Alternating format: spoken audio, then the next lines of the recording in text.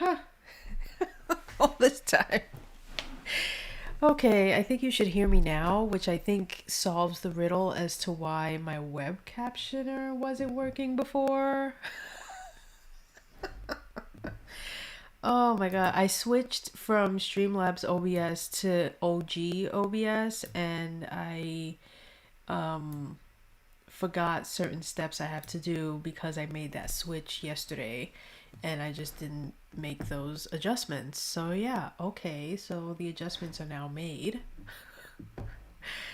Oh, all this time I was streaming and I was like, why isn't anything working? Thank you for being here and telling me that because I would have done an entire like 3 hour plus stream talking to myself. Let's delete all this. But as I was saying, that I did world build Stonehaven. That's the name of the universe that I'm writing in. Insofar as I've created a map, I've plotted and outlined 60 plus novel ideas, all of them split up into series and sagas and standalone novels, etc. etc. So I basically have my pick of like which one I feel like writing when I feel like writing, and so I'm starting a brand new novel series, and I'm going to be working on that just as soon as I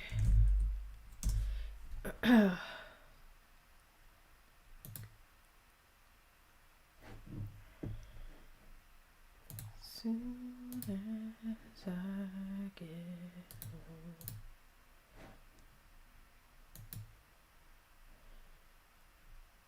I'll make it up to you. Baby, I'll do what I gotta do. Okay, so let's see what happens now when I do this, if it's going to crap out on me. So far, so good. Excellent. So I'm gonna put this back, which means I need to split my screen. How do I do that? Oh, right, studio mode. I have not used this program in so long. Good heavens.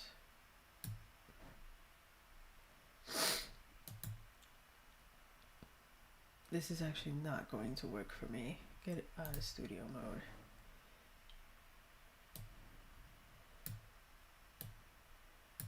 And I think it has to do with the way I'm viewing this. Let me just add window capture.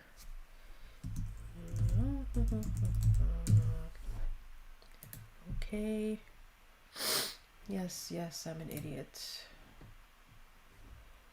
I am indeed.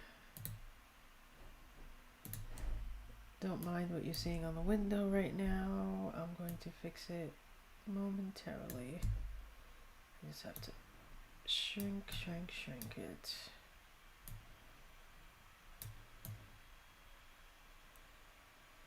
Why is it... What the hell is it doing? Oh, there it goes. Okay. Like, I didn't say any of that. I did not say any of that. I don't know why it's like making up conversation like I'm saying it. Something about kids and sixpence, none the richer. I don't even know. Okay.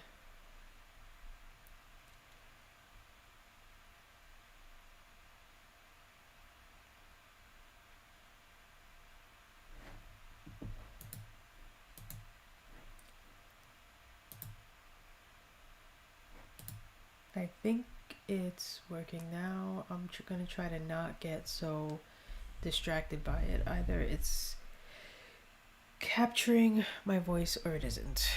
But I can't. I have to focus on my facts.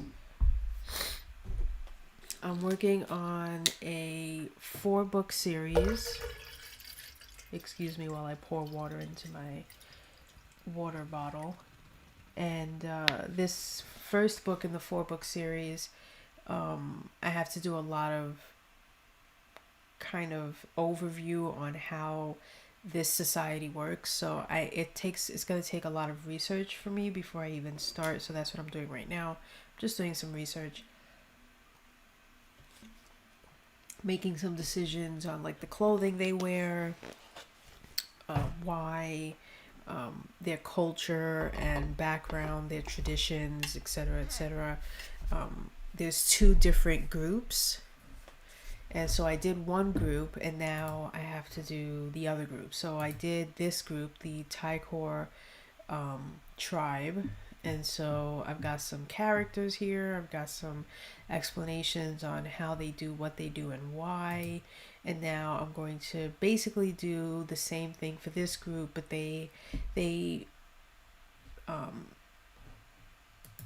behave a bit differently. The way they live is a bit different. One group is very much gender separated, where the women are the leaders and the men essentially are the followers. And then in the group that I'm working on right now, they are both on equal playing fields, where for their chief, the chief could be a man or a woman, and in the other group, the chief has always been and traditionally always will be a woman. So I did one group and now I'm doing the other.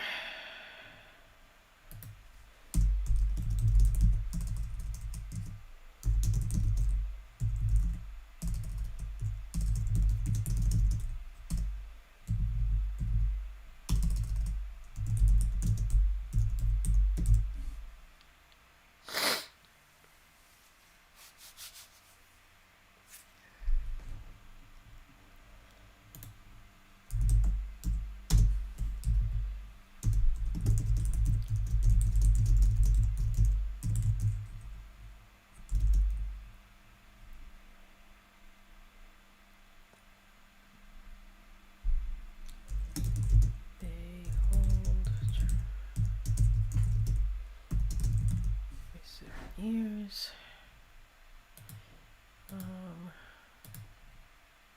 Is it every 7 years? Every 7 years.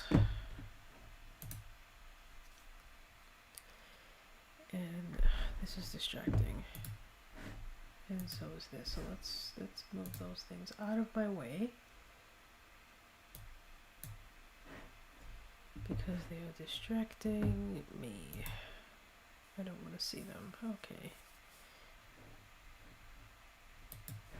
There we go.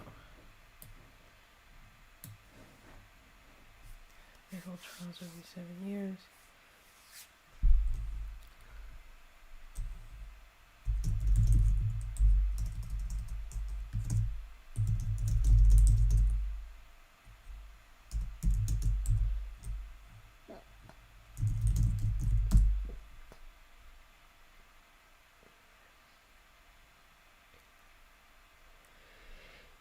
Okay.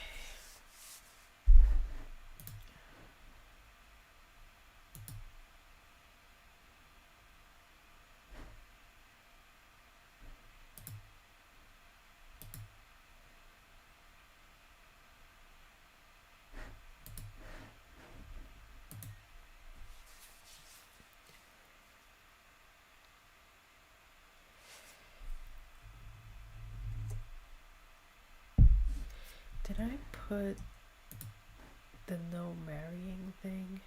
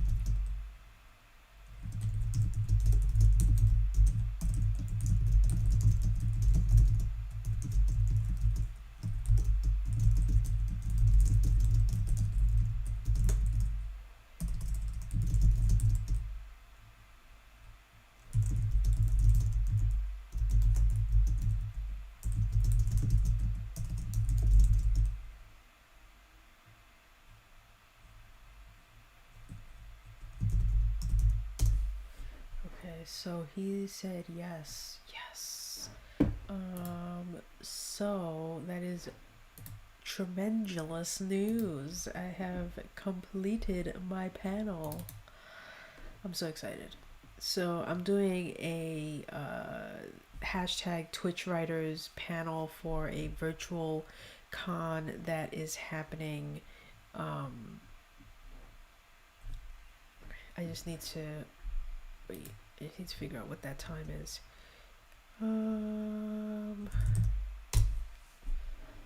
So he said 10 a.m. Japan time is 9 p.m. Eastern time, which is late, but it's worth it. It's a Sunday night, so I'm not too concerned about it being at 9 p.m. on a Sunday night. And it's only going to be like an hour, maybe a little bit, a few minutes past the hour. But let me just mark that down. So exciting. I got yes from everybody. Boop, boop, boop, boop, boop, boop, boop. Okay, so let's do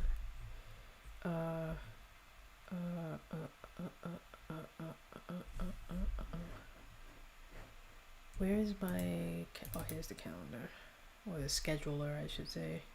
Open the scheduler. Okay, come on, scroll down. Hello Swiftness, I'm so excited. So if so there's this con that's happening for indie authors. It's called QuaranCon 2021. They did one last year, and so this is the second one. Last year I assisted as a tech person, so I was really behind the scenes. You wouldn't even have known I was present to assist in it. This year though, I'm actually going to be in one of the panels. I'm moderating one of the panels, and I'm also the instructor on 2 workshops, which I'm really excited about. So the 2 workshops I'm doing, one is Short Stories 101. So I'm going to take you through the process step by step on best and most common tips and tools and practices for writing a short story from beginning to end. And the other workshop I'm doing is, did I even put that one in here? Yes, formatting your book 101. So I'm basically going to show you how to use Word. I think I'm going to show you how to use Word, Google Docs, and InDesign. Those 3 programs I'm going to use, and I'm going to show you how I use them, how you can use them, and if you have them, how you can use them to create your book if you don't have, you know, something like Vellum that can do it for you. But the one that I'm most excited about, and I'm just right now scheduling it, putting it down in the calendar right now, is 9 p. So it would go right here. It would go right here. Is the hashtag Twitch Writers panel. Copy, paste. Sweet.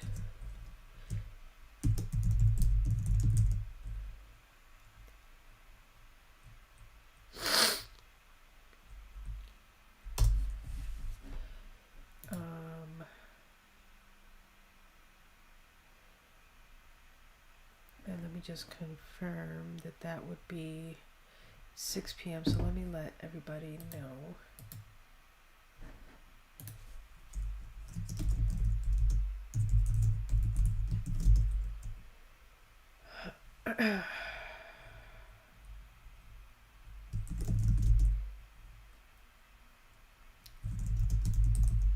Please say hell yeah if you can do Sunday, April 11th.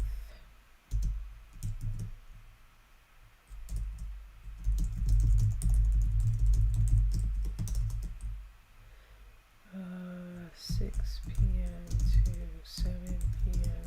PST, 9 p.m. to 10 EST.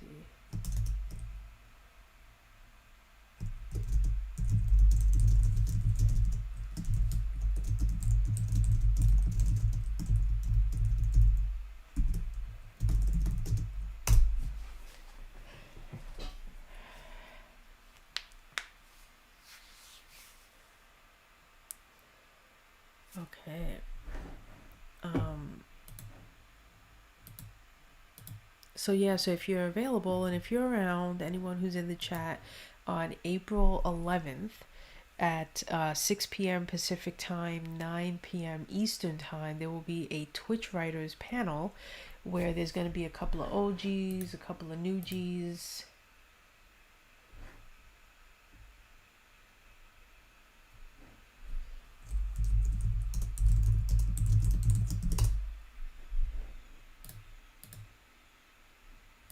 Oh, you did. Sweet.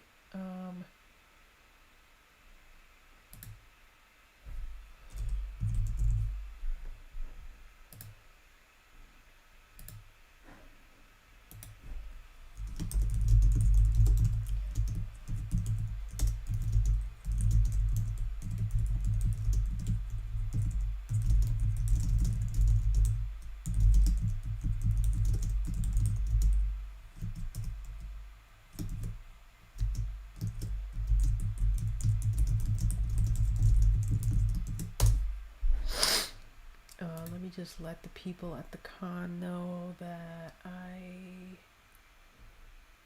have a thing.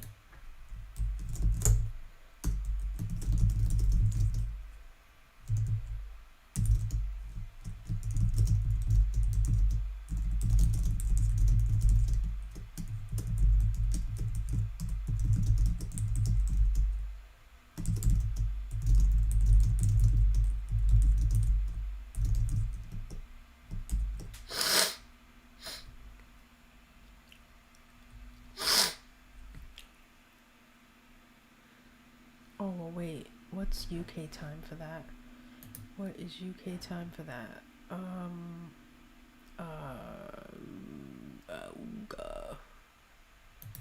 Is that still the same? No, it is the day before? No, the day after. So, okay. The day after. Just remember, it's the day after, so Sunday, April 11th.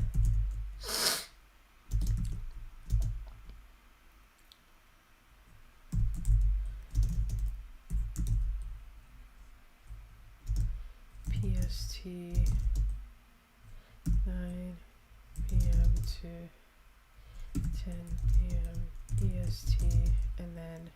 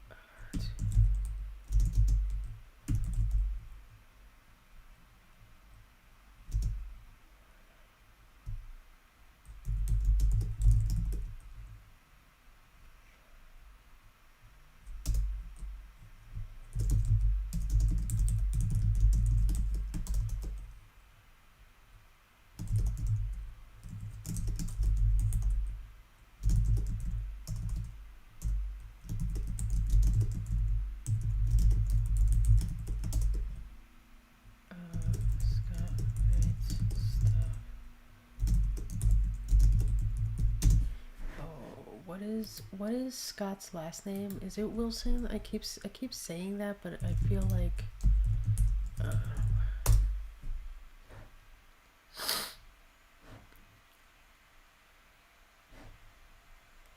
that I have his book. Unfortunately, I can't unbox anything, so that doesn't really help me.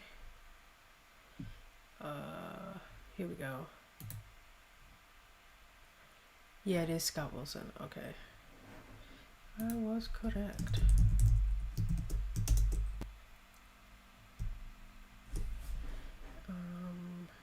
Go back to, where is it?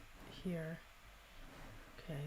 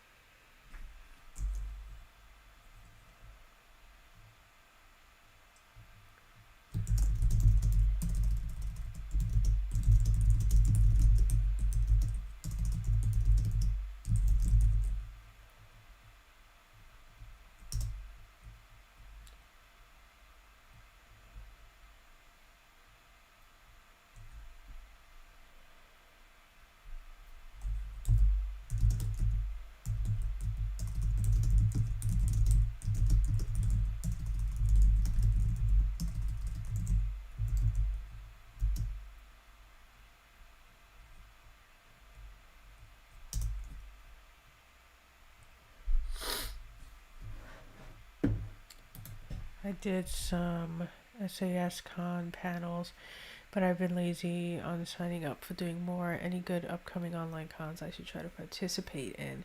I don't know if I don't know if well, I know for like this one that I'm helping out with, it's too late to really volunteer to help with it, but there is one, I think it's called Conduit or something like that. That one isn't happening till June, so if you wanted to like be in a panel or something, I'm not really sure what they're offering or what they're doing, but that one might still be open for volunteers. Like I said, I don't really know because I haven't been keeping up with it, but this one is kind of like already set in stone because it's starting in like a week from today actually. So next week Thursday is when it starts, and it's from next week Thursday through Monday. So it's a 5-day virtual con. I've just been really late with getting everyone to agree to say yes, to get the times right, because we're all in different time zones. We got Eastern, we got Pacific, and we got Japan. So trying to get all of those stars to align is yeah.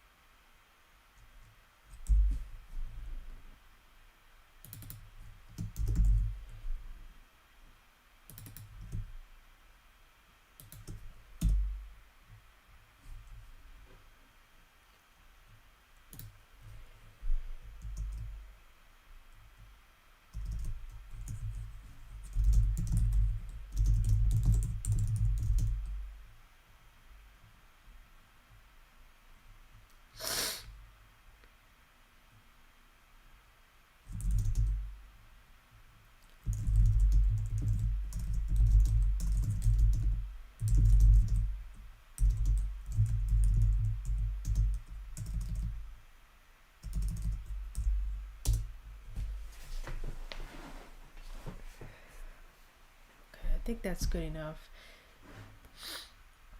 How indie authors and new writers use the Twitch platform to both write, build to, oh, not to both. Oh, jeez.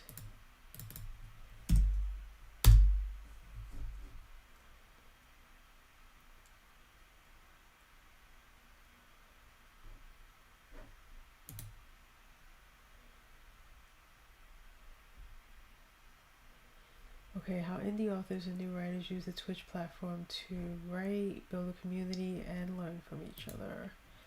I feel like I have too many spaces here. There we go. Alright, let's go back to this, where I was writing some things down.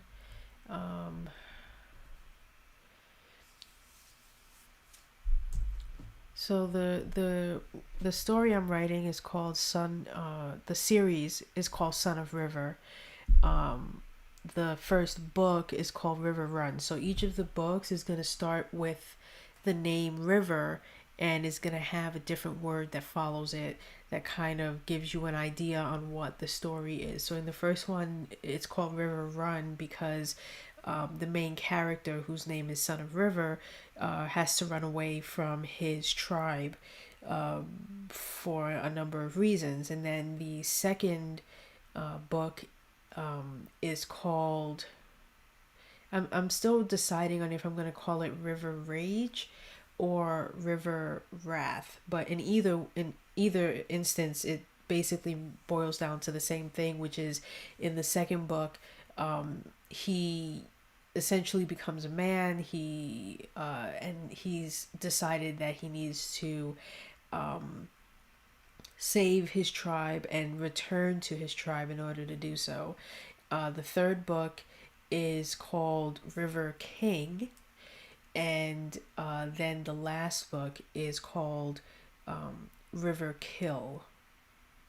At least I think King is third, and I can't remember the order. Either it's Kill first and then King, or it's King and then Kill. But it's those four books in the series, and each book will likely be around the average of like 90,000 words, between 80 and 90,000, so not too long. At least that's my hope. I always go into it saying that, but I tend to overwrite. So and not only do I tend to overwrite, but I tend to overwrite and not edit myself down as well as I know I should. So we shall see.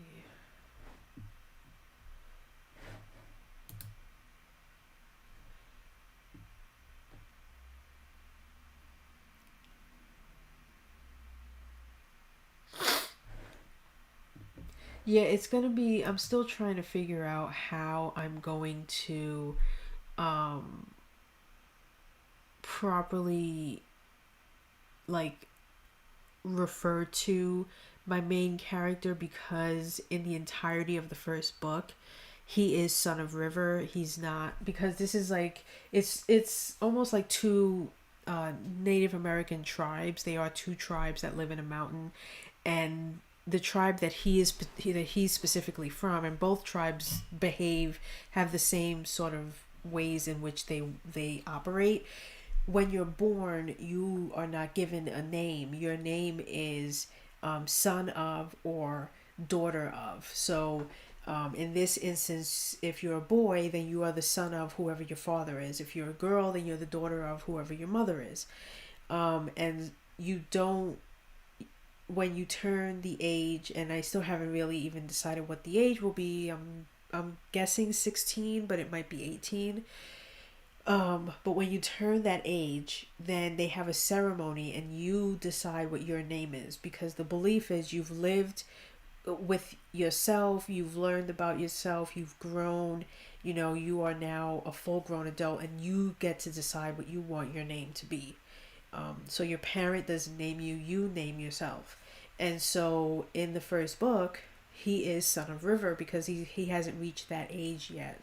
And he won't reach that age until the second book, like the middle of the second book is when there will be a ceremony, and he will speak out loud what he wants his name to be moving forward. So I'm trying to decide, because I feel like writing Son of River said this, or Son of River that, like I feel like I put myself into a bit of a conundrum in making it that's how it goes. So we'll see when I write it, if I feel like I'm saying it too often, that it's becoming a bit repetitive.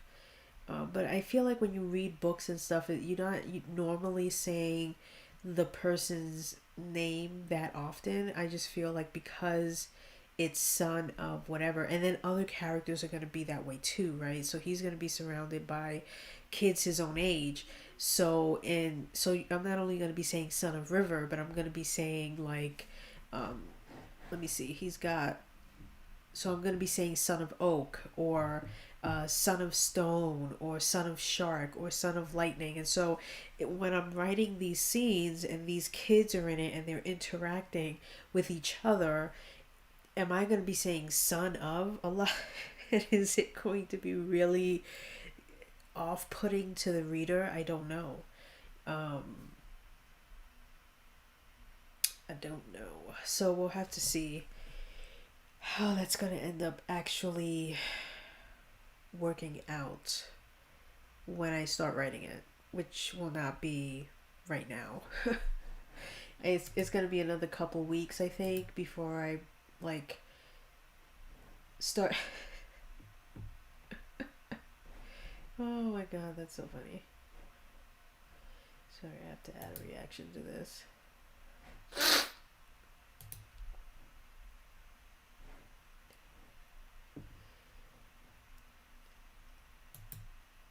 Okay.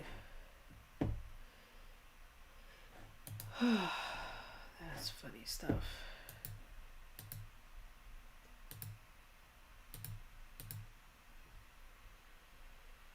Okay. I don't know why this isn't capturing my captioning anymore. It's something I'm gonna have to figure out, just not today. Got too many things on my plate. Damn it.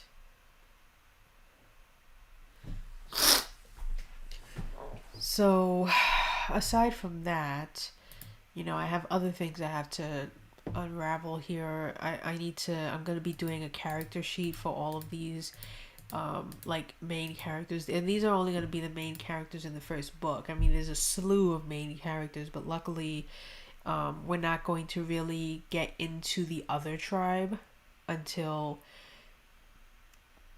like, really the second book.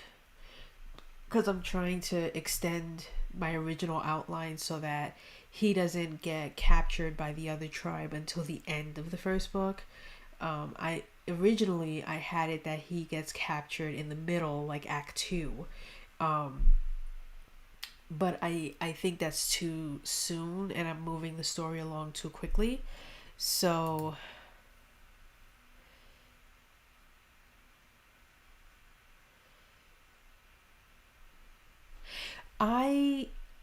okay, so one of the things I will say, I will caveat, a lot of people who know my writing style, they already know this, but my outlines, I do two kinds of outlines, right? So I'll show you here. I do a simple outline, which is just kind of like brief notes, just kind of saying this is what I want to happen in Act 1, this is what I want to happen in Act 2, here's what I want to happen in Act 3.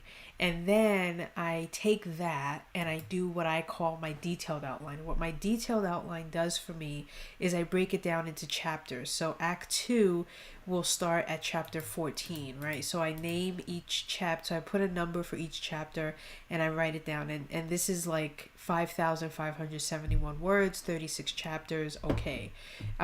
This outline, by the way, is going to be garbage because I'm going to redo the entire thing because, like I said, I want to change how things happen, because I'm putting much more into the research and the background, so I've got much more to say. However, in the historically speaking, with every story that I've written, whether it's a novel or a short story, 90%, 85% of the outline doesn't actually make it into the story. So that means that I typically end up only actually using about 15% of the 6,000 word outline that I wrote.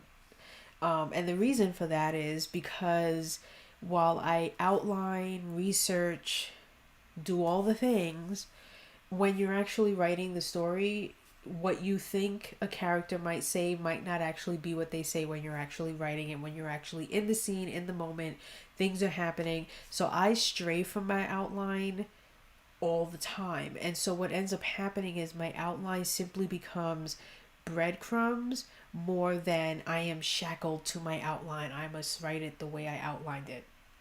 there are people who believe that, and I think people who believe that are the ones who are very anti-outline, because they believe if they outline, then they must stick to the outline and they cannot stray from it, which is absolute bullshit and garbage, and it's not true.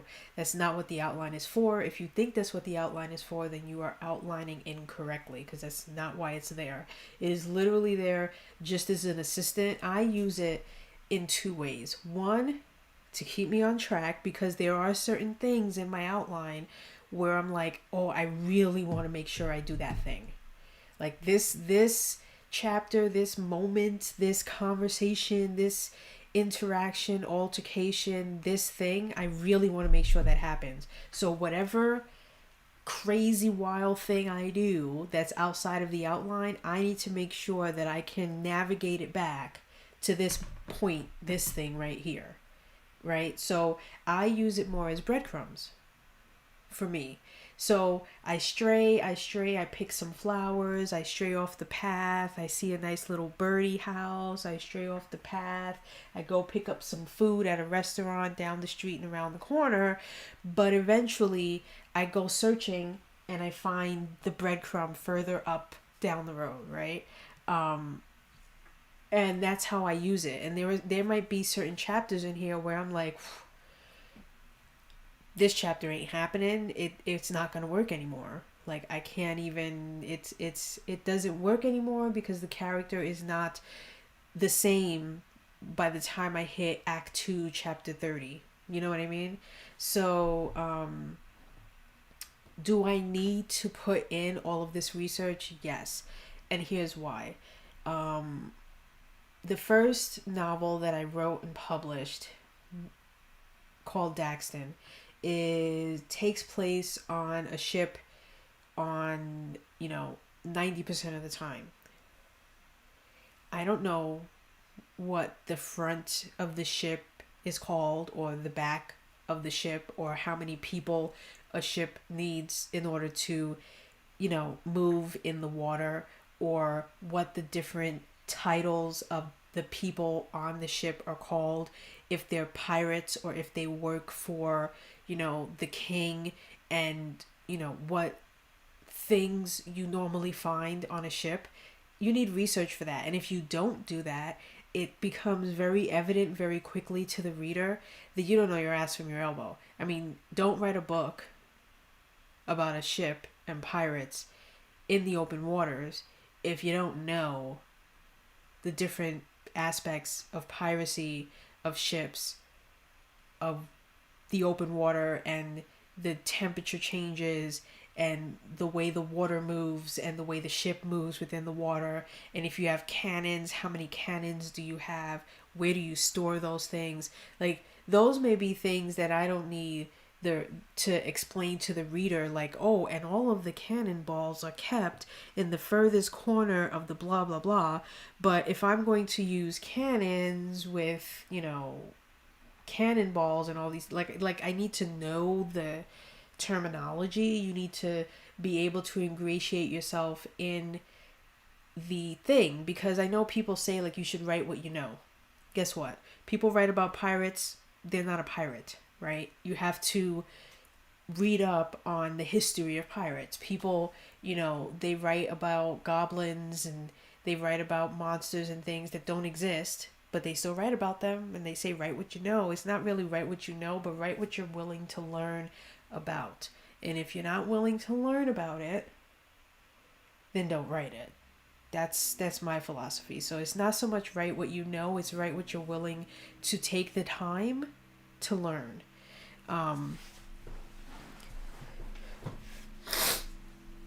In some cases, yes, but some people, when they say write what you know, they literally mean that, and not to get into racial or sexual orientation or anything, but if you're not gay, you shouldn't be writing gay characters. If you're not black, then you shouldn't be writing black characters, because you should write what you know. You're white, so you should be writing white characters. You're a straight woman, so you should be writing straight female characters. you're, write what you know. You're not a man, so you shouldn't, if you're a man, you shouldn't be writing female lead characters. Write what you know. And like I said, that's not me. Certain people, when they say that phrase, write what you know, a lot of the time that's what they mean. It is bad advice. People give it all the time, but like I said, that's what they mean. When a story comes out and it does very well nowadays, because of the PC revolution that we live in, people will say, "Well, what gives him the right to be writing about a, black girl living in the ghetto? He's a white man. What does he know? He should stick to what he knows." Right? Write what you know. He has absolutely no concept or no actual idea on what that's actually like, and therefore he should not be writing that. Right? Like, as an example. And that's what a lot of the time people mean. Me, I write fantasy, so whenever someone may say that to me using that caveat, my response is fantasy is not real, and therefore I can write whatever I want. If I want to write that horses fly and poop rainbows, I can do that. Because in my fantasy world, that's what happens. Horses fly and poop rainbows. And if you want to try to defy that and say, well, that's not possible, well, yes, in the real world, it's not possible. But I'm not writing real. I'm writing fantasy. So whatever I write in fantasy is the way it is. However, if I am writing about ships and pirates and soldiers and, certain things, there is a certain level of reality that I must be steeped in, because there have been enough books written, both true and fantasy, about the thing, that if I am going to totally change how the thing works, it needs to make sense. Otherwise, I need to stick within the box that's already been built about the thing. But what I'm doing now is I'm creating my own monsters and I'm creating my own creatures, so that I don't have to conform to what's already been done, with certain exceptions. Like in this book, I have goblins, and the only reason I have goblins is because at the time that I was working on this last week, something came up about goblins, and I was like, wow, I would really love to use goblins in my story. So I'm using them. There's going to be 2. And we'll meet a few other ones in other books, but 2 goblins. However, I do have a demon dolphin. Okay? As far as I know, in fantasy fiction, I haven't seen or read about anyone using a demon dolphin as a vicious creature, monster in their story, but that's what I'm using. Instead of using a kraken, which is like the norm in, pirate tales, there's that big kraken and it's like, oh my god. No, I'm using a demon dolphin. That's my story and I'm sticking to it. I also have these other groups of like creatures called the Non, which I again created myself. Every time I go to like, I want to have some sort of creature or some sort of other being, my instinct is to see if I can create one before I hearken to something already in the known world, whether fantasy or real. And then, because then I'm tied down to making sure that I adhere to those rules and descriptions and personality traits and appearances and all of those things that I really don't want to be tied down to. So I'd rather create my own, so that it is how I tell you it is, and you can't say it isn't because you've never seen this thing anywhere else before to tell me otherwise. And I think that works.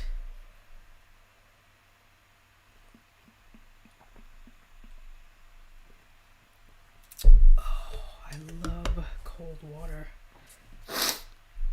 Anyway, let me get out of here because that's only going to distract me, and let me get back to this.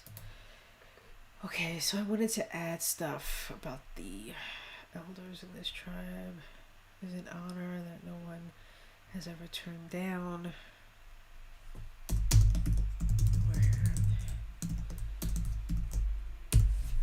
Okay, let's come back here. Add a little snippety bits.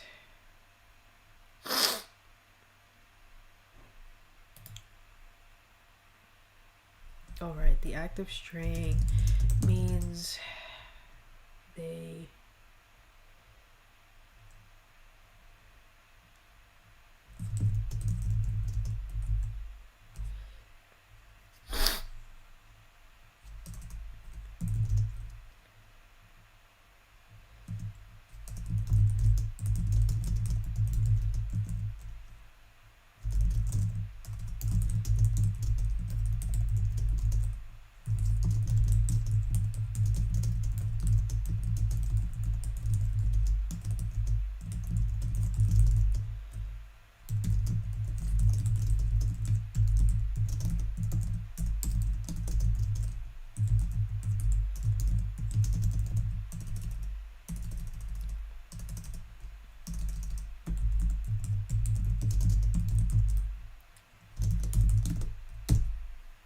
okay. That's the elders.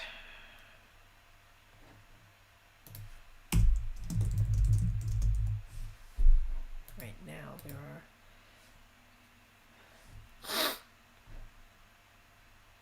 3 women and 2 men.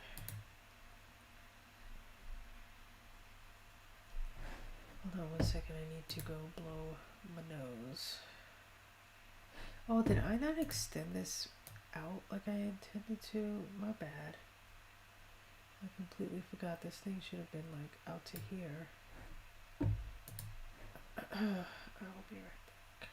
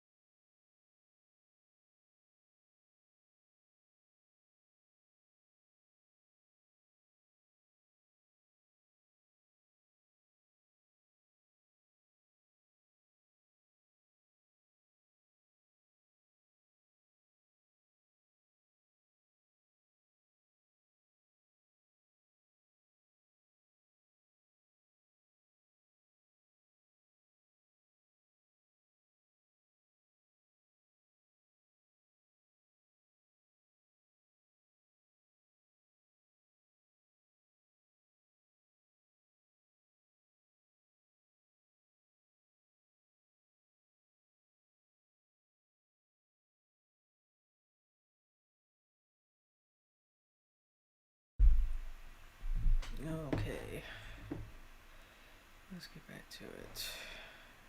In fact, let rid of these things which are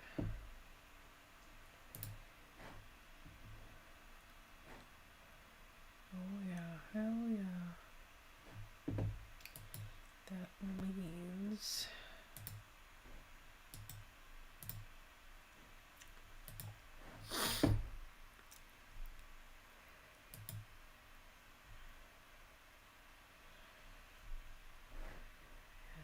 not on yet.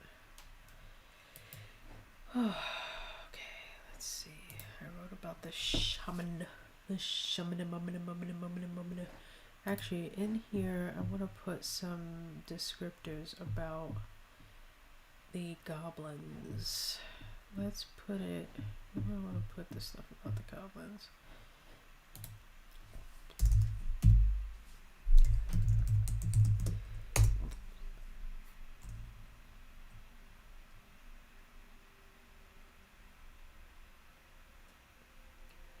Why did I get that email? don't even know who that is.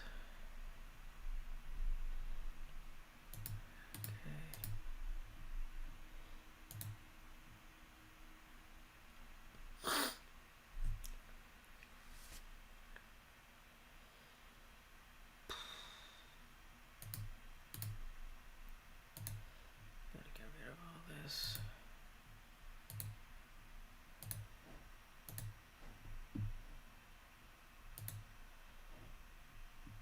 Yay. Every month I'm able to make a mortgage payment is a good month, let me tell you.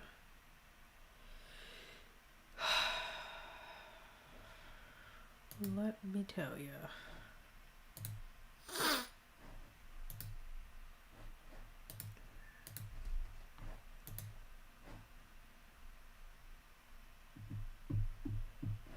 Okay. Don't know much about history. Don't know much biology.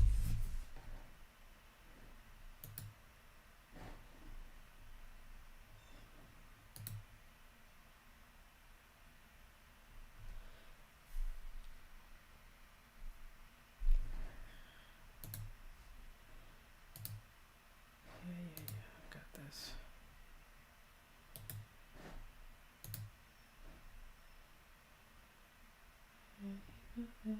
Oh, okay, yep. My balance is hella high, so they should have received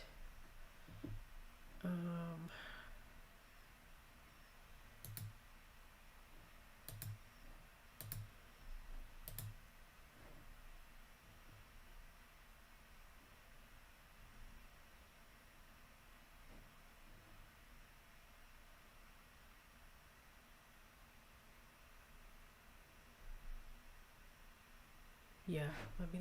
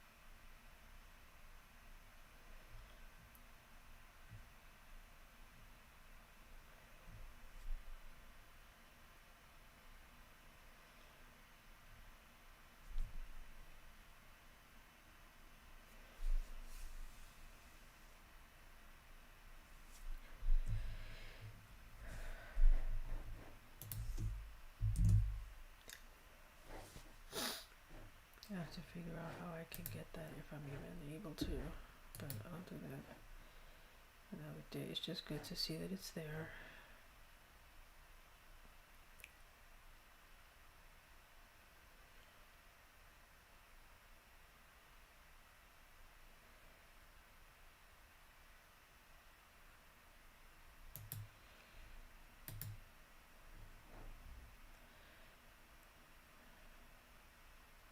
Next time I stream, which will likely be tomorrow, I'm gonna see if I can increase the resolution so that I don't look as pixelated as I feel I look.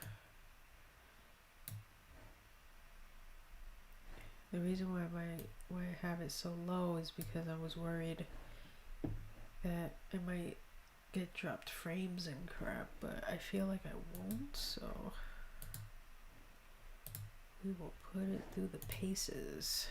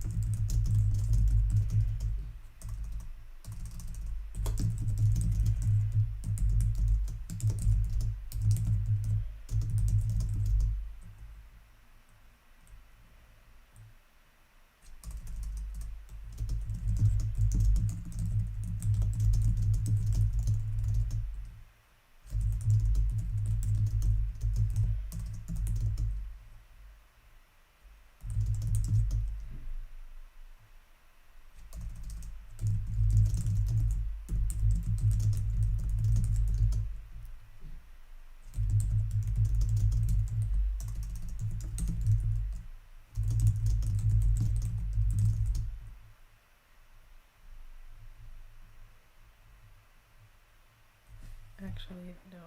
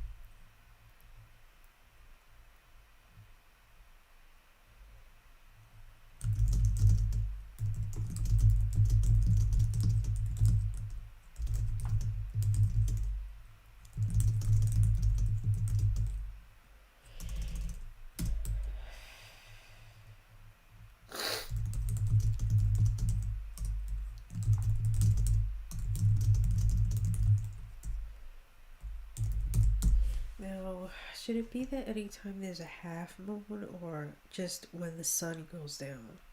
I'm wondering if that would actually be better. That every time the sun goes down, they turn into a goblin.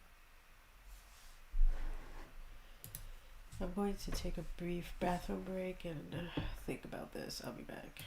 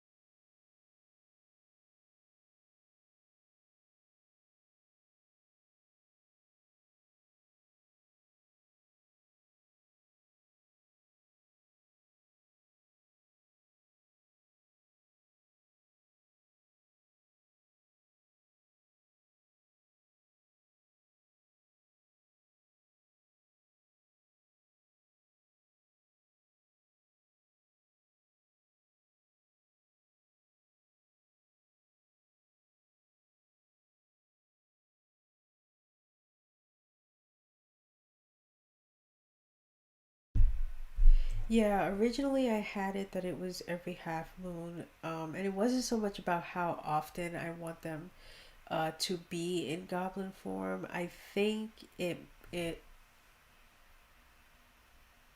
mostly is because of the nature of their personality. I think I want them to be able to um, go out at night and not be ostracized because they're a goblin. Because they're not exactly acclimated into society. Society knows who they are. They know that goblins exist, and so similarly to uh, the people in Stonehaven who know how to do magic, they must remain hidden. Knowing how to do magic is actually a very bad thing in Stonehaven. If you are discovered to be someone who knows how to do magic, you are typically either imprisoned for life or killed immediately in various ways because those who know how to do magic, it means they are direct descendants, or just not really direct, but descendants of dragons. And that is a bad thing because historically speaking, dragons walked the earth before man, and then man was created to be the slave to dragons. And then there was the Great Dragon War, which made dragons extinct, and now, we are in SA, which is the Sapien Age or the Age of Sapiens. And so, because of that hatred towards the fact that dragons treated humans like slaves and property, um, anyone who is found to be able to perform or, do magic is a bad person, and they must be, because they believe that there is always this possibility that dragons may come back, and that if they do, that dragons will see those humans who know how to do magic a bit differently, and in a different light, and therefore um, they will be spared, whereas those who don't know how to do magic won't be. So, there's this fear that, non-magic people have, and so if they discover that, then you're killed. Um,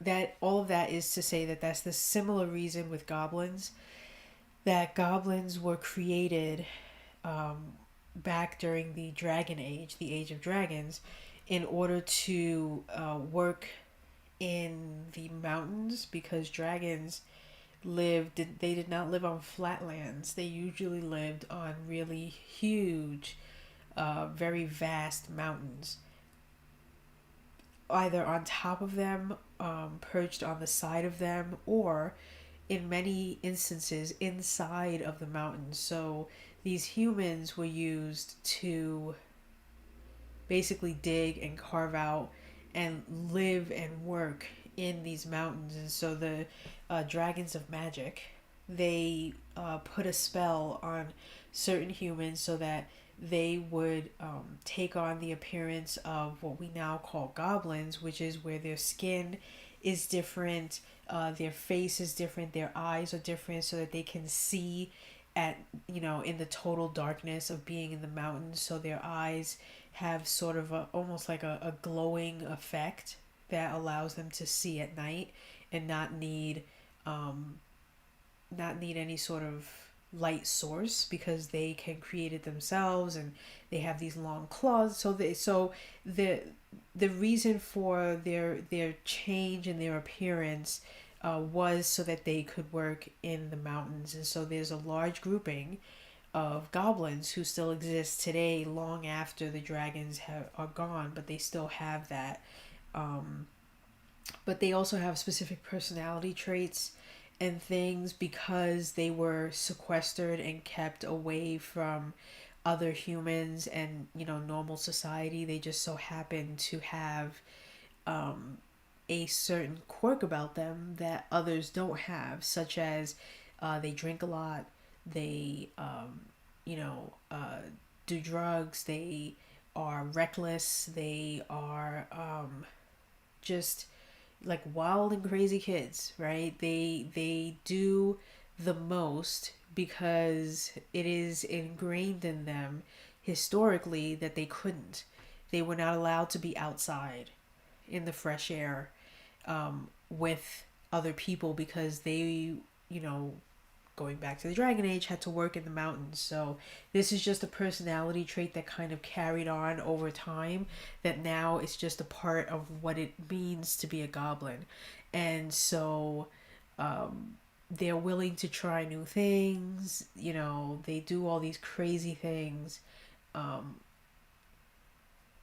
which I'm really excited to be able to write about, because I'm going to be having two goblins. One is going to be a girl and one's going to be a guy. So I'm going to get to see the differences in these two, and also how they maintain not entertaining the normal goblin way of life, because as a shaman in these two tribes, they can't do the things that goblins normally do. They have a lot of responsibility within the tribes, so they can't drink, they can't go out partying. You know, there are certain things that goblins are known for doing that they can't do, but sometimes the urge is there. And so there are times when they will sneak out and go into the villages and the towns to be wild and crazy. Do all the races besides dragons originate from humans?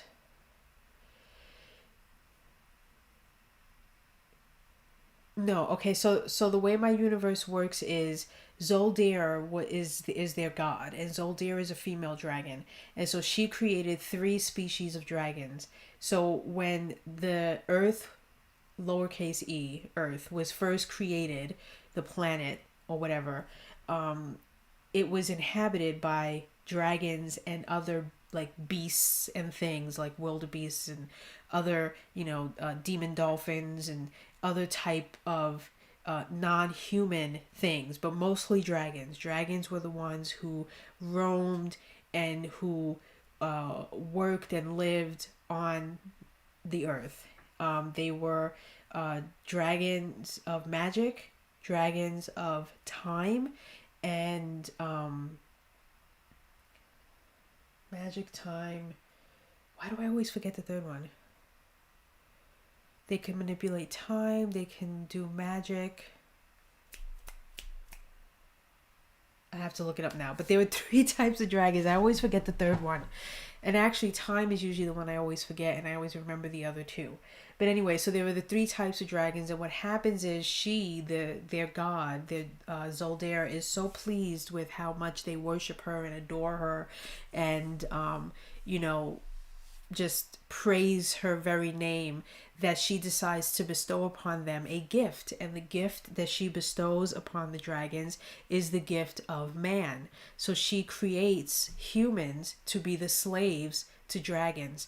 And what happens is that the dragons begin to believe that whoever of their clan, their species, has the most humans, the most slaves, will be the most loved and adored by their god. So instead of putting their love and attention on her, they end up putting it on their possessions and what they own and what they have, and this angers her. So what she decides to do is to play a trick on them, and the trick is that she's going to make all the dragons extinct because they turned away from her, if you will.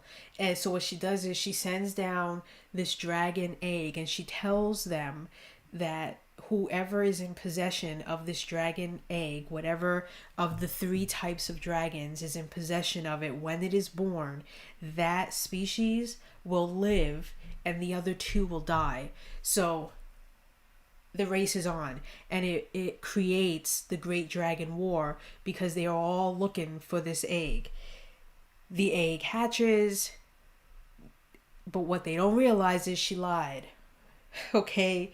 that the last thing you wanted to do was be not only in possession of this egg, but you didn't want to be anywhere near that dragon when it was born, because it turns out that that dragon, any dragon who touches it or is in its line of sight instantly dies. It's the dragon of death. And so, I mean, dragons are dying left and right, front, down, the middle, okay? Humans are there because they are the slaves at this time during the Great Dragon War. And so when all the dragons are gone after the Great Dragon War, what is left are the humans, okay? However, in and amongst the Great Dragon War and all these things that are happening, there is one dragon in the Dragon of Magic who does the one magic that no other dragon has ever been able to do or even thought or attempted to want to do. She turns herself into a human. One dragon, Solara, turns herself into a human. And what happens? She falls in love with a man, with a human. And yes, they have a child. Okay? The child is born a human, and thus magic is introduced into the human race in this fashion. So that now, fast forward 1200 years later, there are all of these humans out there who have magic. Now, over time, right.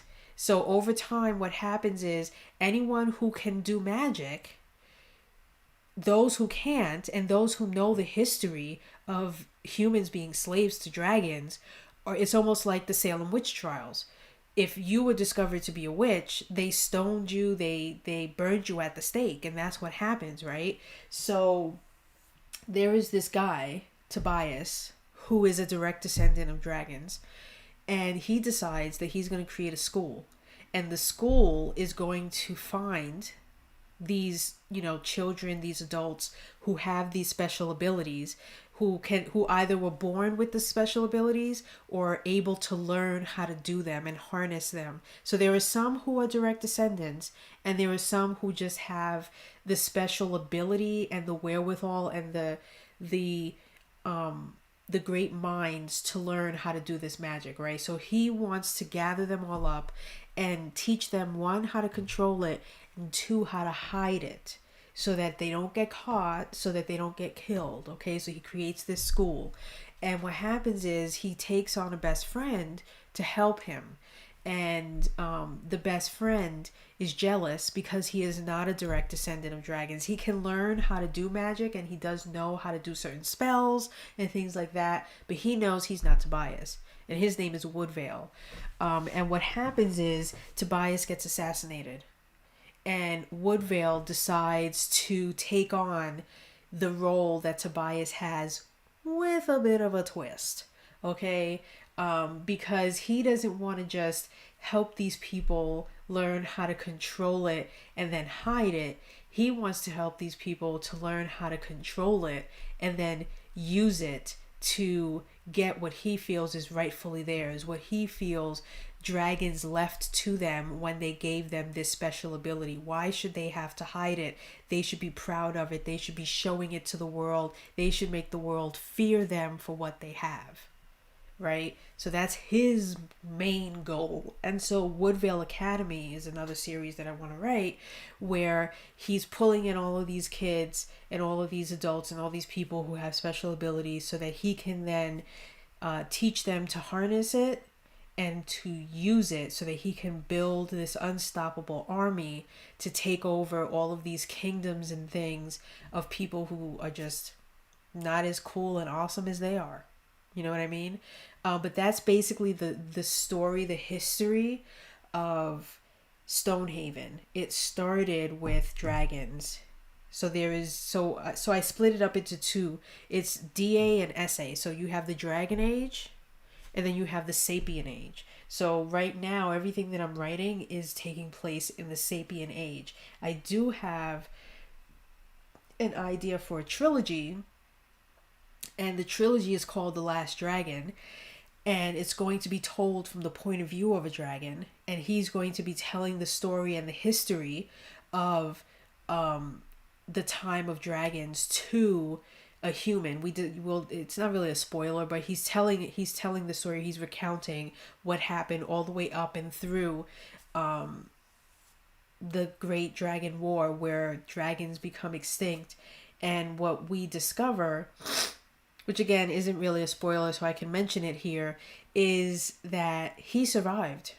So this idea that the Great Dragon War caused an extinction amongst the dragons is actually untrue. That there actually are still dragons. In fact, there are 3 eggs unhatched, chilling and waiting to be born. And this dragon, the last dragon, is very old. I mean, he will be known as the oldest living dragon in history. And he's gotten to the point where he can't move anymore. He's kind of like stuck where he is. And he's protecting the 3 eggs where he is. They're actually in a volcano. And he's dying. And he ends up dying. And he is encountered by a group of kids. Actually, in the first series I was writing, The Fifth Compass, in the 3rd book, they encounter the last dragon. And he entrusts them with these 3 eggs and explains to them that it's very important that they don't fall into the wrong hands.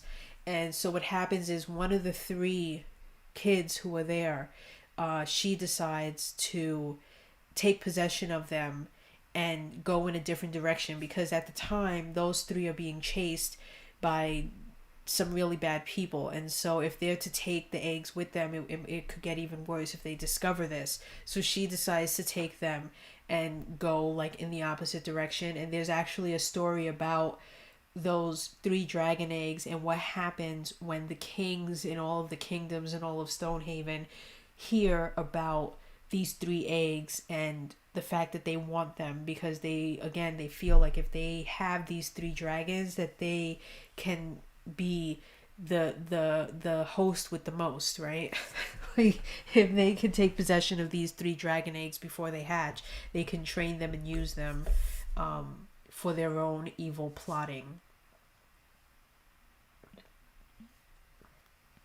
But it's going to be a long time before I write the trilogy The Last Dragon, because it is going to be going over the history that I told you, but even in more like depth and detail. I'm going to go into each of the different kinds of dragons, into their god, what she created, the different creatures and things she created, the moment when she feels that they've turned away from her, and when she creates the humans and she regrets that she created the humans, and all of these things. And so, like, in my mind, each book is going to be like 200,000 to 300,000 words each book in this trilogy.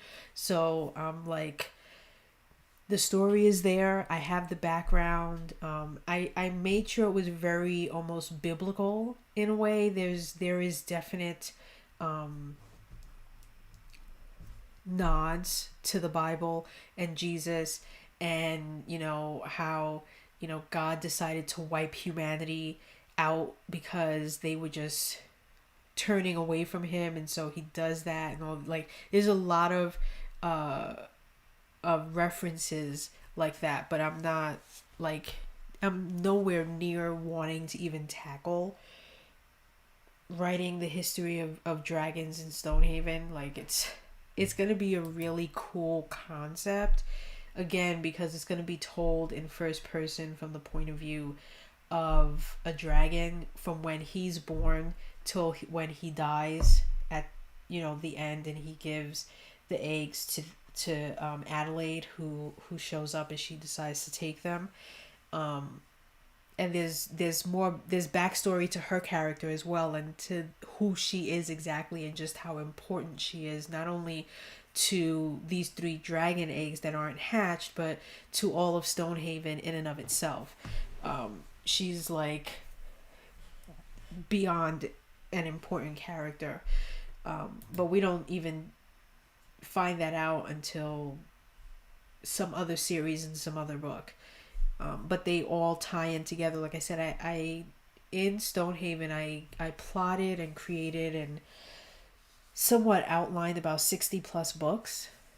And amongst those 60 plus books, you have like a trilogy here, a 4-book story there, or a couple of standalones over there. I have an entire saga idea, which is 15 books that are all going to be taking place in the sky, because they're actually in Stonehaven. There aren't just people living on the ground on Earth. There's actually an entire world living up in the clouds. And what happens when one of the people up there comes down, climbs down the tallest mountain and discovers this whole other world, and how she has to save her own because the clouds are disappearing. And when the clouds disappear, then everyone who's up there will essentially vanish, because like I said, they live on the clouds. But that's like a whole other thing where it's going to be split into 3 sets of 5 books. So three female main characters will be the point of view for 5 books, and then another female main character will be the POV for those 5 books.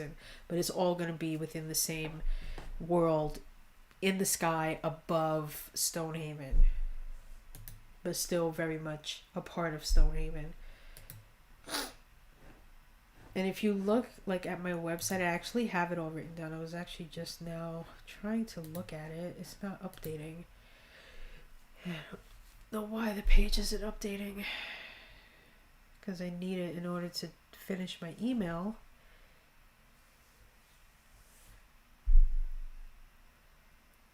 Ooh, is that a yes? Is that a yes, dude?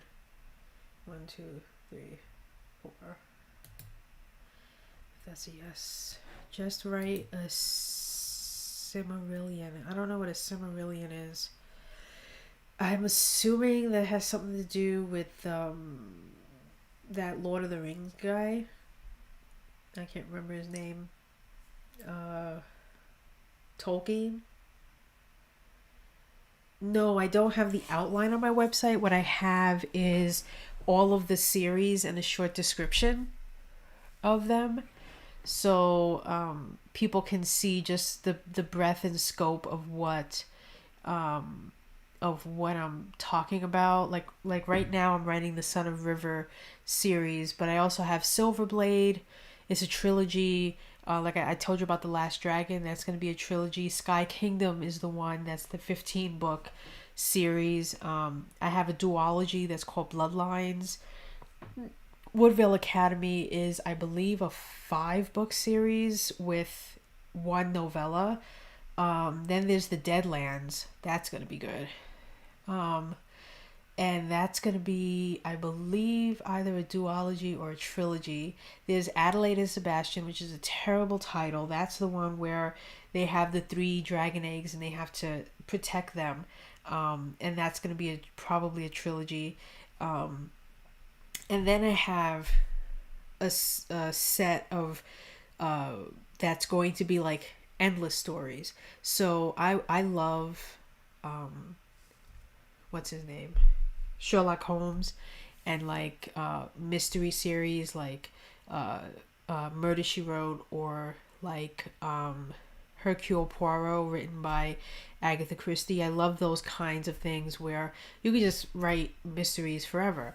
And so I have a series that's called Amos and Rutley, and it's essentially these 2 guys who travel the countryside all over Stonehaven, and they solve mysteries, either a missing person, a murder, whatever, you know. And one of them is a bard, so he's kind of like strumming and singing songs, and the other dude is a drunk but smart. And so together they solve mysteries. And the first one that they solve is this king who's paranoid that there is a ghost in his tower. Like it's a tower that's like a prison, and he believes that there is a ghost in there haunting him. And so these two who've never met before end up in a sticky situation where they have to work together and solve this mystery before the king locks them up and throws away the key forever. So that's what starts it. And then once they're, on the road again, they decide to stay together, and they end up getting cases that come their way along their travels. And then a children's book, like a YA type. I haven't decided yet if I wanted it to be like a children's book illustrated or just like a YA series, but it's called The Adventures of Twiggins. And Twiggins is a half pixie, half fairy, and he's very mischievous, very annoying, and so it's just about his adventures and his misadventures, and all of that. And that could go on for as long as I want. Like those two, Amos and Rutley and The Adventures of Twiggins, the idea is it's a never-ending series that I could just one day decide to write another Amos and Rutley, or decide to write another Adventures of Twiggins, you know what I mean? And then there are my standalone novels, which I have like maybe 5 or 6 of those, where it's just a one-off novel. And then I have my Stonehaven fables. And those are because I write about so many characters that you may just meet in a scene and you may never see again.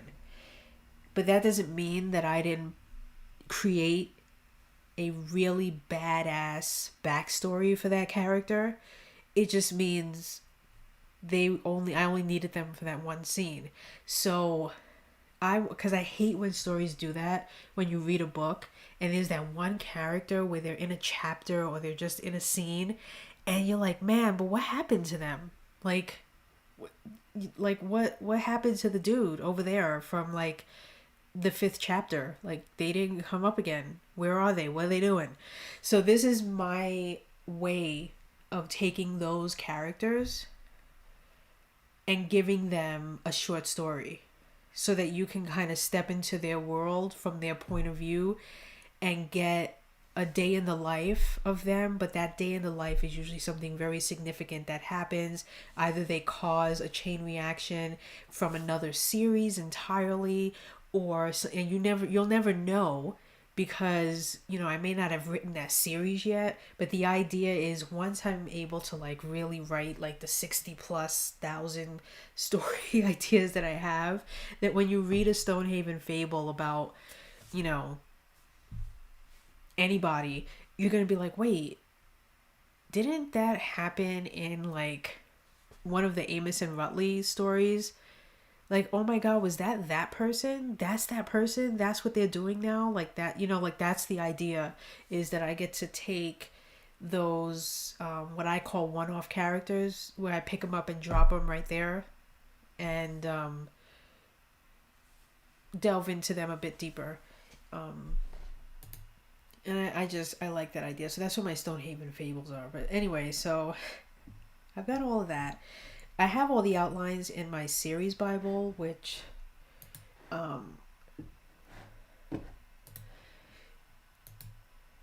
good morning. Let's see, I'm here for at least another 30 minutes. So in these last 30 minutes that I'm here, I will give you a peek at what I'm talking about. So just hold on 1 second. Boom. Okay. So here is my Stonehaven series Bible. So I have this I created this long time ago, like maybe 2016. And so what I'm doing is I'm tracking a timeline. I haven't really been filling that in yet. But here's the book list I was telling you about. So, here's the first series ever, The Fifth Compass. This is the one I'm writing right now. the Son of River series. Here's Bloodlines. I actually have the titles within the folders. Here's Woodvale Academy. And oh, it looks like the Deadlands is actually 4 books. And then here go all of my trilogies. So I've got, The Last Dragon, which is Story of Time, Born of Death, and then Fall of Dragons are the titles for each of those books. I'm writing a Silverblade trilogy, which is going to actually, that is a prequel to the Fifth Compass. So before the Fifth Compass happens, there is Silverblade, where you get to find out how a princess who was supposed to be, who was next in line to the throne to be a queen, decides to run away and be a pirate, and she becomes a pirate captain. And so it's basically the story of how that happens, why she made that decision, all of that. Here's the trilogy for Adelaide and Sebastian. Here's the 15-book saga. And then here goes some of the standalones that I want to do. And here's some of the fables that I've already written. So I've written about Riven. There's this boy named Crippen, Jinx, Kenrick, and Magenta. Magenta is she is a madam who runs a brothel, and we meet her, I think, in the second book or the third book of the Fifth Compass, and I wanted to delve into her a bit more because she's a very, very interesting character. So I felt that, and I believe she was the reason why I even came up with Stonehaven Fables, because I hated that there was no way for me to bring her back into the story. There was just no more need for her except for that one moment in time. And I was like, man, I have such a backstory for her. How do I give myself what I want, which is to know more about who she is and what she is and why she has a brothel and all of these things. So it was because of that character that I actually even created Stonehaven Fables to begin with. But what I then did was that's weird that I did it that way. So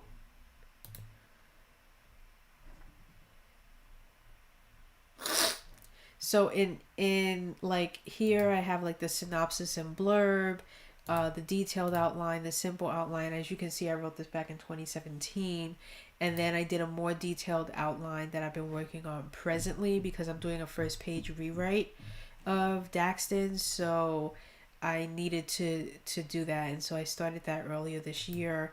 But then I decided that I just kind of want to stick with writing something fresh and new for right now, and then I will double back. But there are 5 novellas for this, so they're all here, and these are just the outlines. So here's the Son of River that I have here that I'm working on right now. Here's The Last Dragon, and I think if I look here, I can actually tell you what the 3, yes, okay, so water, time, and magic. That's right, there are dragons that can swim. So the dragons of water can swim. The dragons of time can manipulate time. They can stop it, they can slow it down, they can speed it up, rewind, fast forward. Like, they can do those things with time. They can bend it, all of these things. And then there's the dragons of magic, and these are all the books that I am writing. I have written the first 2.5 books of the Fifth Compass. So book 1, Daxton and Eternal Forest. And Lyrian technically is done as well. So I wrote these 3, and I also wrote the first 2 novellas. So Spire and the Dragonwood Affair, as well as Ojo and the Mermaid Queen. Those 2 are both also written. So I've written those. But when I started building this world, I kind of went crazy. And so I just had all of these ideas. I was like, oh man, I want to write about this, and oh man, I want to write about that. And then before I knew it, I was just like writing it all. So here's the calendar. So there's 10 months in a year.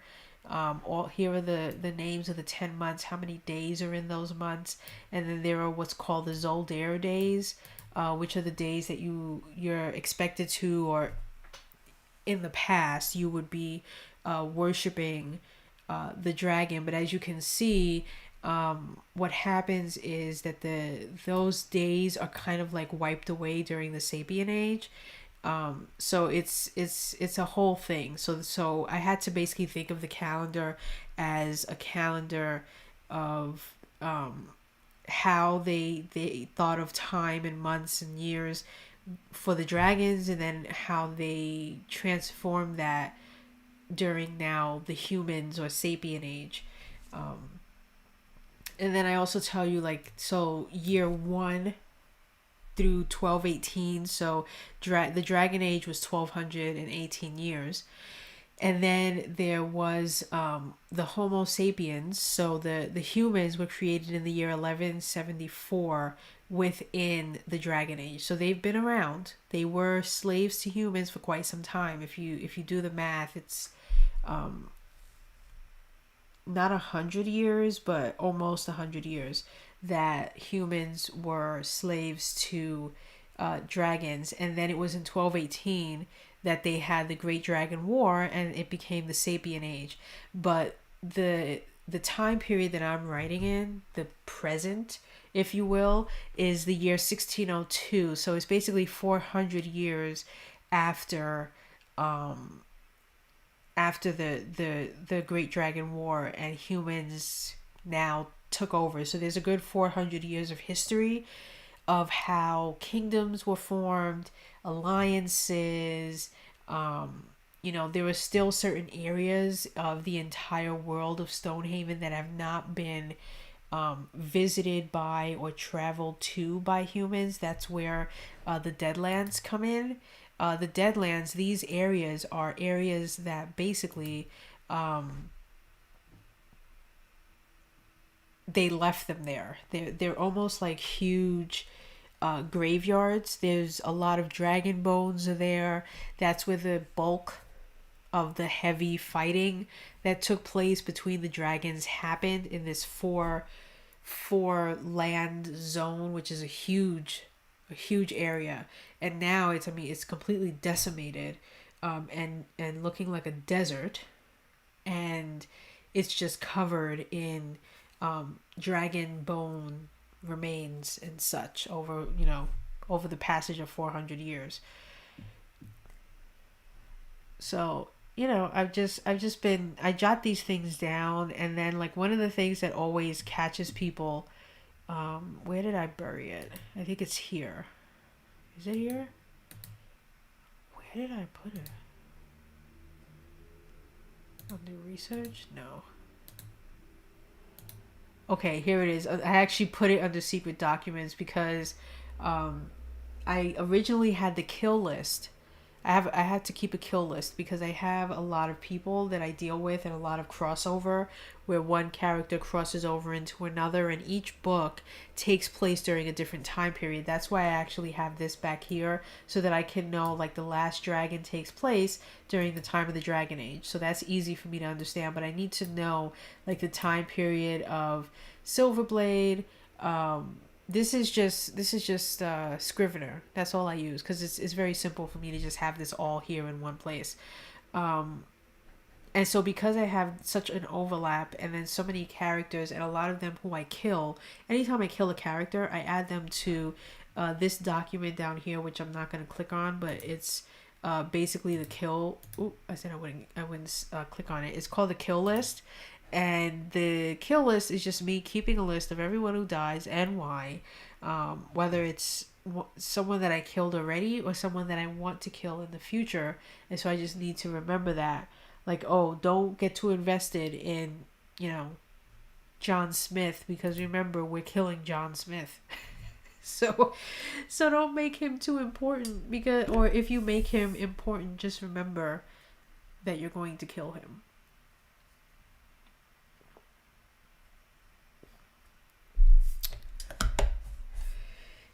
Before I used Scrivener as like where I actually write my stories, I only used it for writing the series Bible because I couldn't figure out how to use it for anything else. But that was a long time ago, and now I'm better at knowing how to use it. So yeah. I'm keeping all of the characters here, so just so I know, anytime I create a creature, I need to add, or an animal, I add them here. And then I have my principal characters, my minors. There are a lot of ruling families because there are at least 7 kingdoms at present. And then I write down all of the legends because there are many stories that are told in different ways and that are interpreted differently depending on who's telling the story, right? Because that's just what happens over the passage of time, that history tends to take on a different form and a different meaning. So I try to write down what the main legend is and then how differently it's seen or interpreted by either the location or the specific persons, the person's station in life. You know, a poorer person might have a different take on the story of the Great Dragon War than, let's say, you know, like a king might have a different perception of it.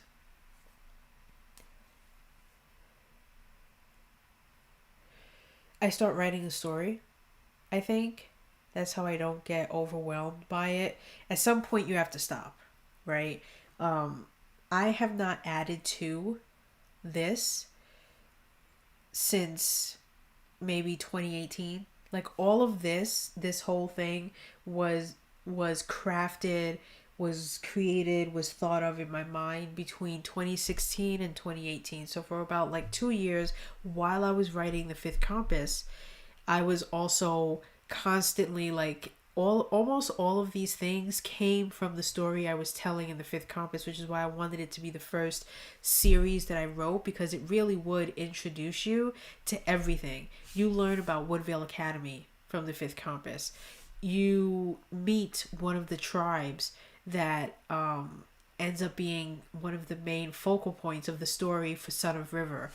You know, the last dragon, when he dies in the Fifth Compass, in the 3rd book of the Fifth Compass.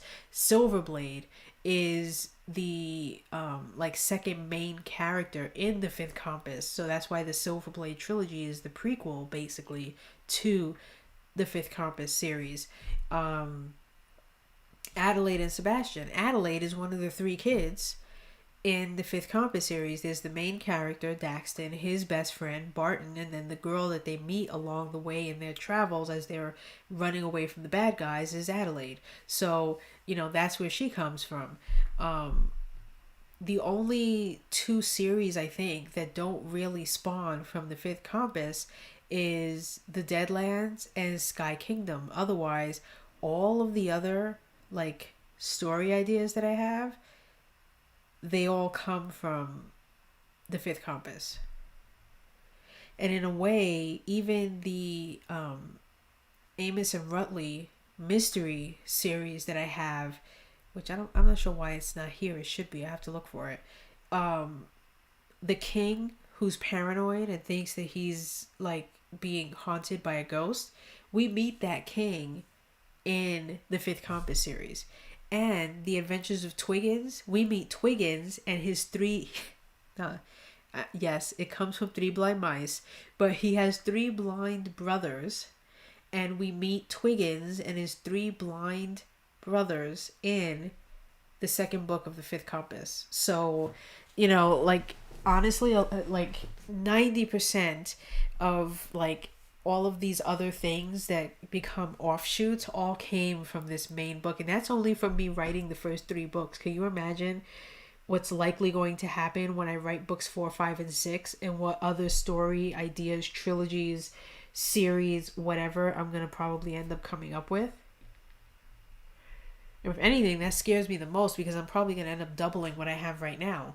And I'm probably going to go from 60 books to 120. And that doesn't even take into account how many books I'm going to end up writing for the Amos and Rutley series or the Adventures of Twiggins. Like, I already know that they're just going to be endless series that I'll just write whenever I feel the inclination to do so. You know, if I wanted to, I could just write these and then just for the rest of my life, just write, you know, Amos and Rutley adventures. Who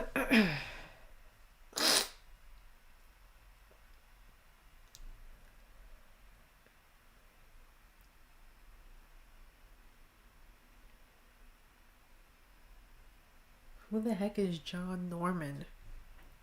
And also, why is my chat moving faster on my OBS than on the pop-out window that I have over here? Because I notice, like, I'll see it over here, and then I'll look back, and it's almost like a 20-second delay from when it shows up on my OBS to when it shows up over here. I almost feel like I shouldn't even have this pop-out then, if it's not even going to show me the chat in real time.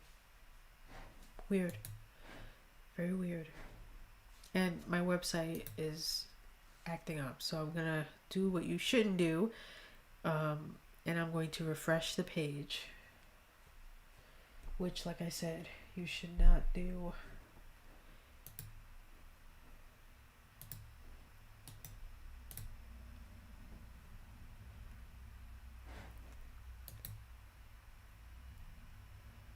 The Books of Gore.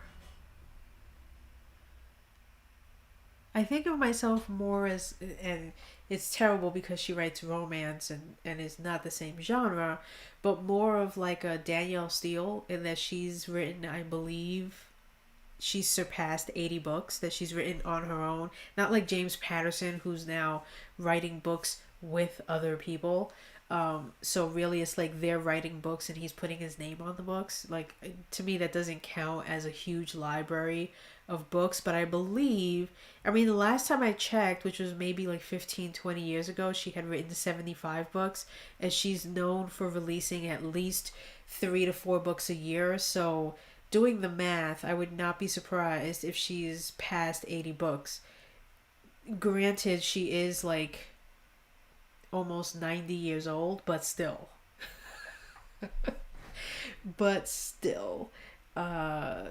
Yeah, Danielle Steele has written quite, like, she could have easily stopped 50 books ago and been set for life, but you can tell when someone just loves writing that they're still, like, let me see, she's 73 years old. Let's see, how many books has she written in the romance genre? Will it even tell me? No, not. Oh, okay. Yeah, it has its own. Oh, I was grossly mistaken. But wait, if I do the math and I said like 15 years ago, I swear she had written at least 75, and doing 4 times 15 is adding 60 to that. So 60 to 75. So I was almost right. If I added 60 to 75, that would give you like 135 books. It says that she has written over 141 novels. 73 years old, and she has written over 100. In total, she's written 190 books. But of the 190 books, over 141 of those are her like romance novels. Because she's also written nonfiction, picture books, and a couple of children's book series as well. But holy frick, man. Like, that's what I aspire to do.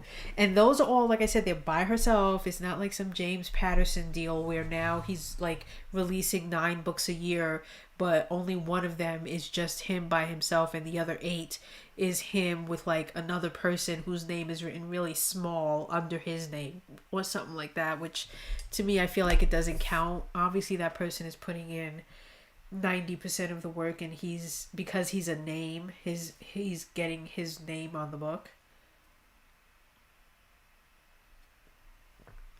But yeah, that's my goal in life, is to be 73 years old and to be able to say, I've written 141 novels. Boom. I doubt Nora Roberts is even 1/4 of that. Just saying. Just saying.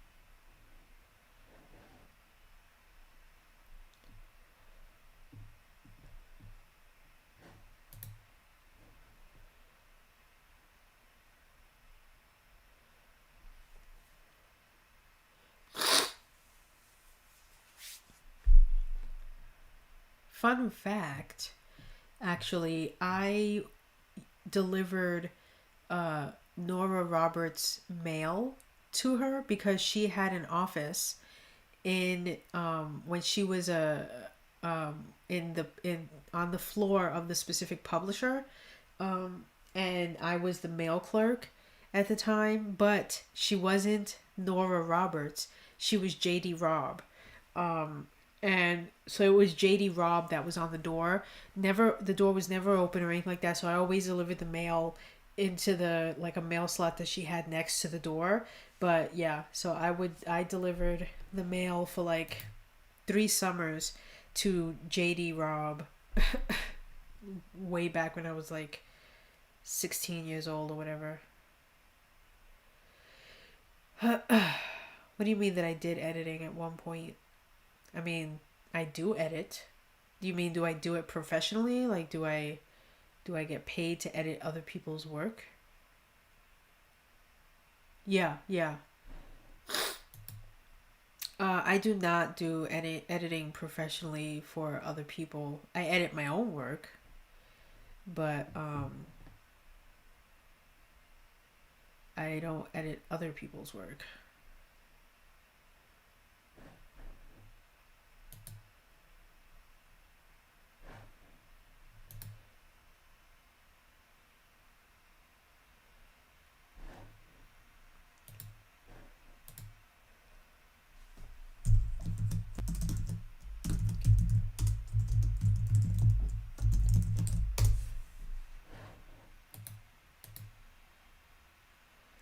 Ah, yes. I do know a few peeps.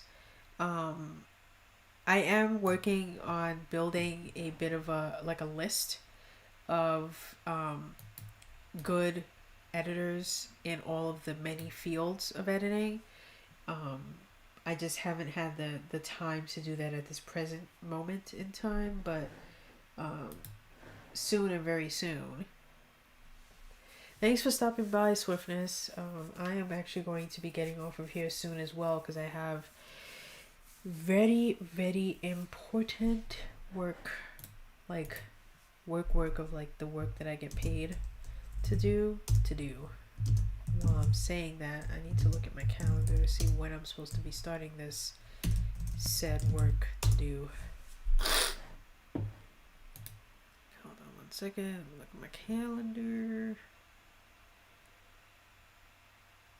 Oh, there's a meeting happening right now? What? Holy shit.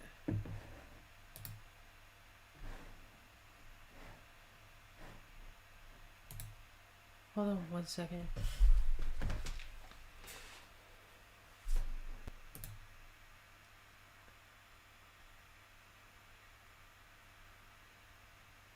Yeah, I missed the meeting. Okay.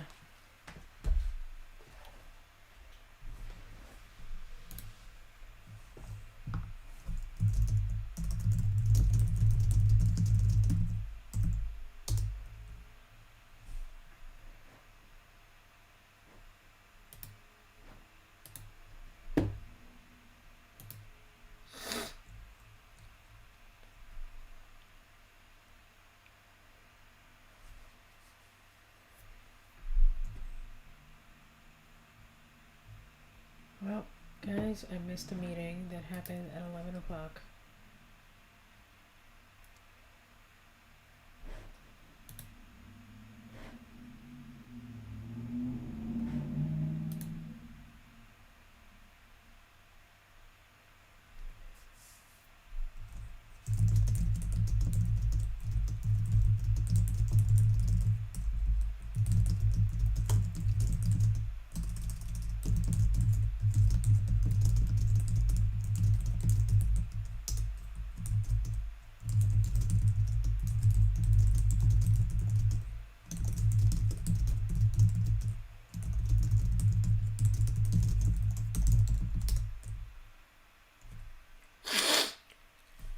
Alright, hold on. I have to go jump on a call with my boss before I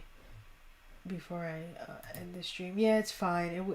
It wasn't really a meeting that I would have been speaking in anyway, but hold on one second.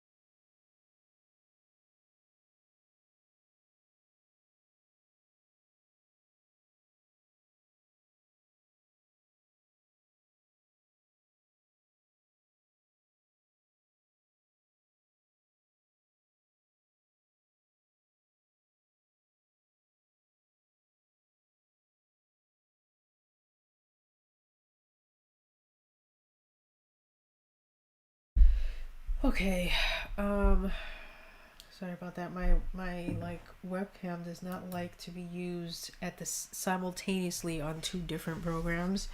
It kind of freaks out and is like, wait, are you using me on Teams or are you using me on OBS?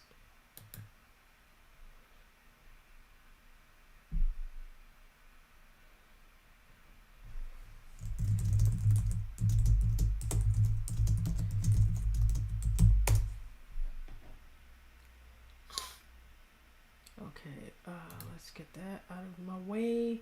All right, so I will. Well, wait. Let me look and see what my schedule looks like tomorrow. All right.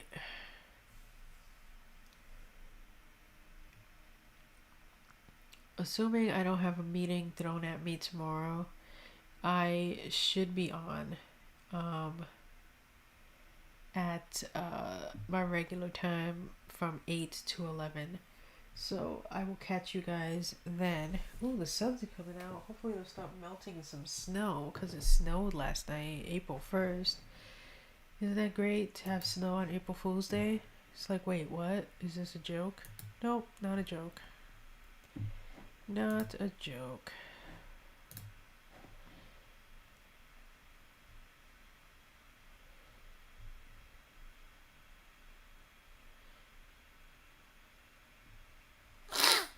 Yeah, we went from like 60-degree weather down to like 34 and snow. 2 to 5 inches. But anyway, Bass, I will put the I will get that list together. I just have to go find what notes I wrote that down in with like contact info on them. And if you're around tomorrow, then I will hopefully have that for you and I can give that to you. I unfortunately don't have it on hand to be able to pull it up in the next like 5 seconds. But with that said, I will be back tomorrow. as long as I don't have any other pressing plans, which I don't think I do. I'm not really going anywhere anytime soon, so thank you to everyone who was here. Unfortunately, I have like spreadsheets and charts and graphs and reports of a huge magnitude that I have to go do right now. So I'm hoping that I'm able to do that quickly, because it's my first time being given this kind of responsibility to do it myself. So I'm hoping it doesn't take me I think I have like 3 hours set aside to do it. I'm gonna try to do it in like 30 minutes. So fingers crossed, because I don't want to be sitting here staring at spreadsheets for 3 hours. Is there a way to DM you? I'm on Discord. I don't know if you're on Discord, but you can, message me on Discord. I think you were at one point on Discord. Otherwise,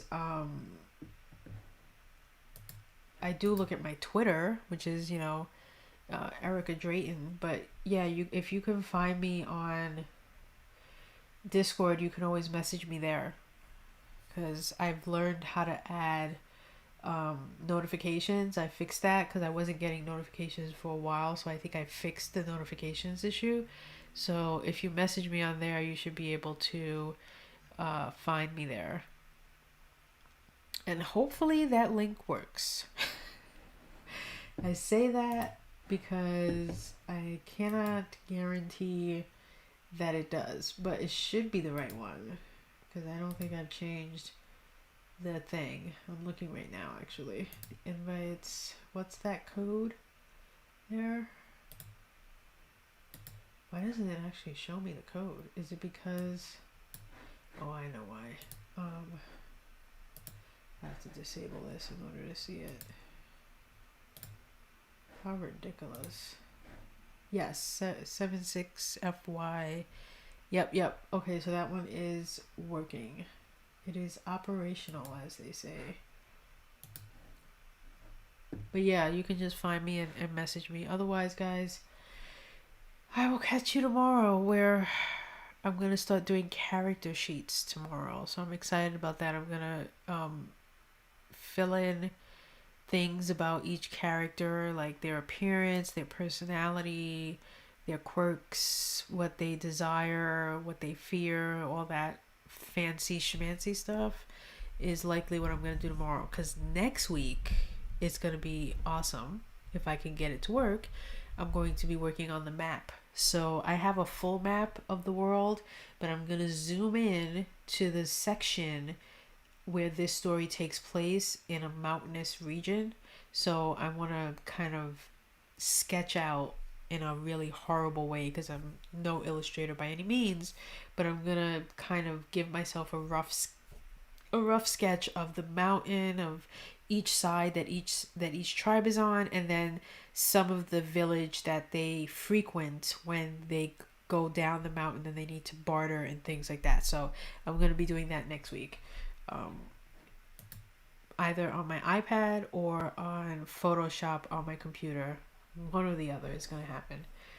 So until then, carry on, and I will see you guys.